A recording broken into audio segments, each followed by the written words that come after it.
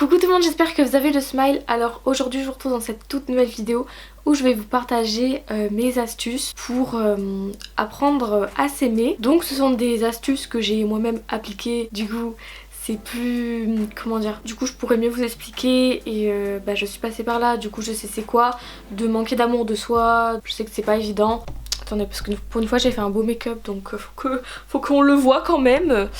En ce qui concerne l'amour de soi, je pense qu'on pourrait le définir notamment à travers cette citation de Moussa Nabati qui est: quand on s'aime, on s'accepte tel que l'on est, on ne se juge plus, on se trouve bien. Et je trouve que ça résume parfaitement l'amour de soi. Je pense que d'ailleurs le premier conseil ce serait de arrêter de se dénigrer, parce que c'est pas en se critiquant tout le temps, tous les jours, que on va commencer à s'aimer. Alors on a le droit de pas aimer certains traits chez nous, mais il faut arrêter de voir que le négatif et de se critiquer tout le temps, puisque ça n'avancera à rien et vous allez juste perdre votre temps et votre énergie. Je vais développer ça dans les autres conseils après, mais vraiment essayez d'arrêter de tout le temps vous dénigrer, que ce soit pour des trucs futiles hein, du style ah mais de toute façon j'y arriverai pas, je suis trop bête, je suis trop nulle, etc. Donc c'est bien de reconnaître par exemple des fois que on a merdé ou des trucs comme ça, qu'on a des faiblesses. Moi je sais qu'au début que je me critiquais, je me disais ouais vas-y, si je me critique encore je me mets une gifle dans la tête. Ou après je me suis dit ouais bon on va peut-être arrêter ça parce que je risque d'avoir beaucoup de gifles. Mais je pense qu'il faut arrêter d'être obsédé par ce que l'on n'aime pas chez soi tout simplement, alors qu'on a plein d'autres qualités. Le deuxième conseil ce serait de ne pas se comparer aux autres. Donc ça c'est vraiment très compliqué dans ce style de société notamment, et puis même après avec les réseaux sociaux tels que Instagram par exemple, où on voit constamment des personnes que l'on trouve belles dans notre fil d'actualité, parce que bon on va pas se le cacher, il y a des comptes, voilà, on suit les personnes parce qu'on les trouve belles et on se met à complexer parce que on n'est pas pareil que cette meuf là, elle a des grosses fesses alors que moi j'en ai pas. Non, c'est pas ça la vie. De toute façon je pense qu'il y a des trucs qu'on ne pourra jamais avoir naturellement. Je veux dire, si vous êtes une morphologie en V, vous avez probablement une poitrine moyenne ou une forte poitrine. En général quelqu'un qui est en V n'a pas trop de fesses, et vous pouvez pas envier quelqu'un qui est en A avec du coup la morphologie inverse en se disant ouais ah mes fesses elles sont trop petites, etc. Non, alors peut-être qu'en faisant de la muscu vous aurez un peu plus de fesses, mais vous aurez jamais le fessier de Kim Kardashian, bien qu'il soit faux. Clairement ça sert à rien, parce que déjà on est tous différents, que ce soit intellectuellement ou physiquement, on est tous différents. Se comparer aux autres ça ne sert à rien, parce que une autre n'est pas vous. X, on mélange pas les X et les Y en maths, et là c'est pareil, on va pas mélanger, se comparer à une personne qui n'a rien à voir avec nous. Ensuite troisième conseil, donc ça c'est plus un conseil qui s'applique pour les femmes, puisqu'il y a plus de femmes qui se maquillent que les hommes, ou que les non-binaires, ou tout cela. Bon, je vous avoue que je ne connais pas trop non plus. Il faudrait passer du temps démaquiller, parce que moi je vous assure que j'avais fait une vidéo l'année dernière d'ailleurs, un mois sans maquillage. C'est vrai que depuis ce temps là, depuis cette vidéo là, je me maquille quasiment plus. Dit-elle. Non mais sincèrement genre bon là c'est parce qu'il y a le confinement, on est enfermé et tout, donc bon voilà, j'essaie de rester motivée. Avant je me maquillais pour me trouver d'une part jolie, puis parce que d'une autre part j'aime bien ça aussi, parce que je vais pas me faire chier à me maquiller si j'aime pas ça. Et en fait c'est vrai que quand j'étais démaquillée je me trouvais pas belle vraiment.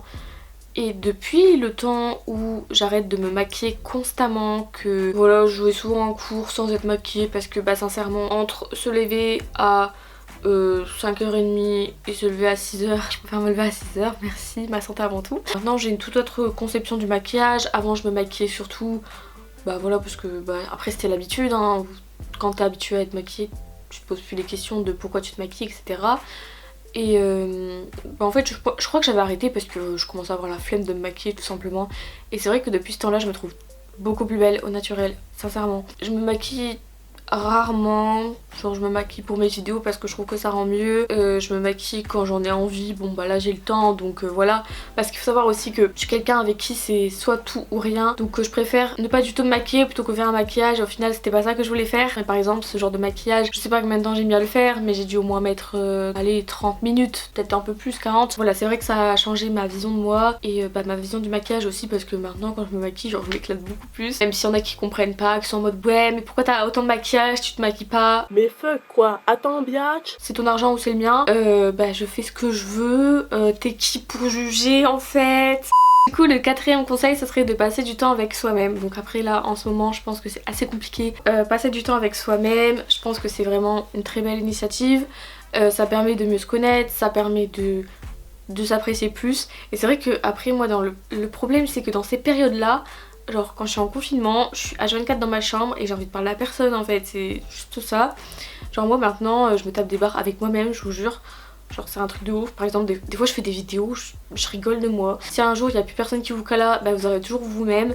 Et moi c'est ça que je me dis et je pense que ça rend plus fort de s'aimer parce que par exemple dans une rupture amoureuse, si vous vous aimez pas en fait et que vous aimez plus l'autre que vous-même, et ben quand vous perdrez cette personne vous aurez l'impression que bah votre monde s'écroule. Ça m'a trop marqué cette phrase, mais c'est tellement ça en fait. Je sais que maintenant j'aurai une rupture amoureuse. En vrai je pense, vu comment je suis, ça me ferait chier mais bon voilà quoi, genre je vais pas passer 50 ans dessus clairement. Je pense que ouais ça m'a rendu beaucoup plus forte qu'avant. C'est vrai qu'avant je pleurais beaucoup pour des trucs et maintenant pour ces mêmes trucs je sais que je pleurerai plus, genre je prends sur moi et basta. Après le cinquième conseil ce serait de rechercher vos qualités, donc ça peut être vraiment des qualités les plus simples du style, bon je vais vous parler pour moi hein, parce que c'est ma vidéo.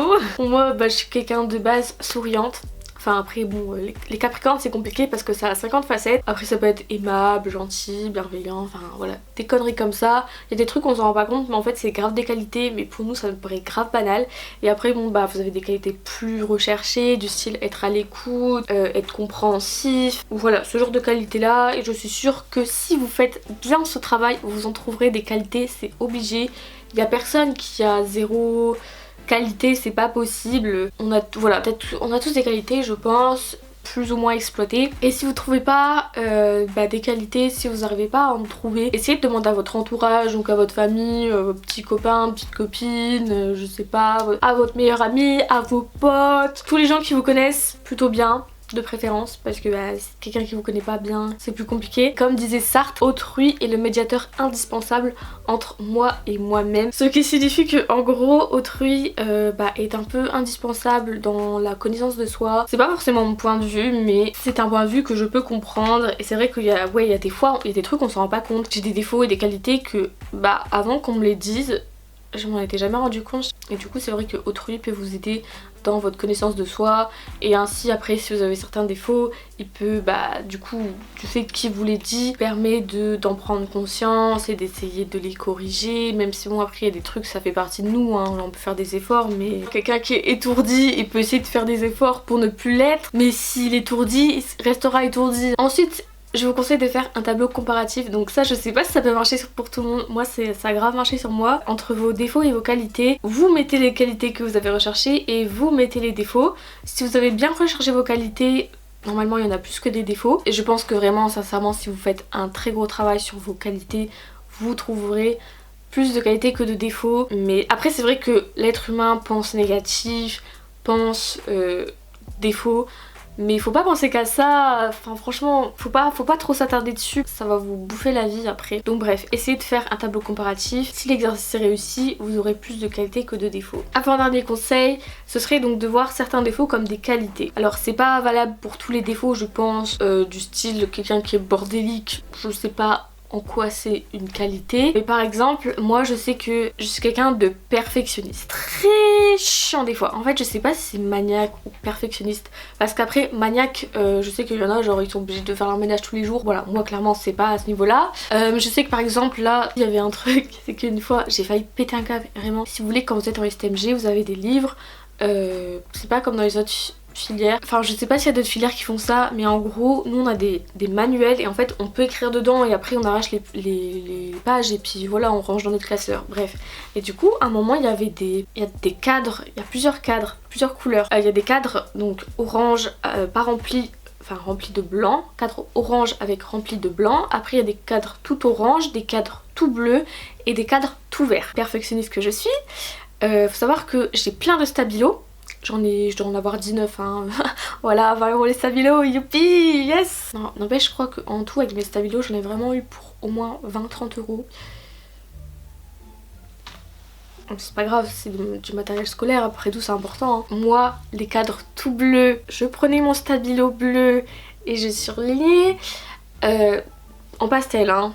précisons parce que les couleurs fluo je trouve ça moche. Du coup les cadres orange je surlignais avec mon stabilo orange. Les cadres verts je surlignais avec mon stabilo vert. Et les cadres donc avec en orange et où à l'intérieur c'est blanc, je faisais en jaune. Et une fois je ne trouvais pas mon stabilo orange, enfin voilà, je devais prendre mon stabilo orange parce que le cadre était orange et je le trouvais pas. Et du coup genre vraiment je commençais à m'énerver. Après du coup ma pote s'est foutue de ma gueule. C'est comme des fois genre quand mon bureau est trop mal rangé et tout, vraiment je peux pas bosser, ça m'angoisse et tout, enfin bref. Mais du coup au moins voilà, c'est pour ça que je dis que c'est un défaut, le perfectionniste, ça peut être les deux. Parce que d'un côté c'est bien parce que vous faites les choses très bien, vous êtes très carré etc. Mais d'un autre côté des fois c'est trop dans l'extrême. Du coup le dernier point c'est d'accepter ses défauts. Pour moi accepter ses défauts c'est se dire ok j'ai tel défaut mais ça fait partie de moi. Mais je me dis mais ouais mais sans ça ça serait tellement pas moi. Et surtout je pense qu'il faut pas du tout refouler ce que l'on est. Moi je sais que pendant le moment j'avais tendance à faire ça, surtout au niveau de mes émotions. Ça sert à rien d'être quelqu'un qu'on n'est pas, c'est tellement horrible, t'as tellement un mal-être. En tout cas j'espère que cette vidéo vous aura plu. Si c'est le cas n'hésitez pas à mettre un petit pouce en l'air, à vous abonner à ma chaîne YouTube. Et moi je vous dis à la prochaine pour de nouvelles vidéos. Bye!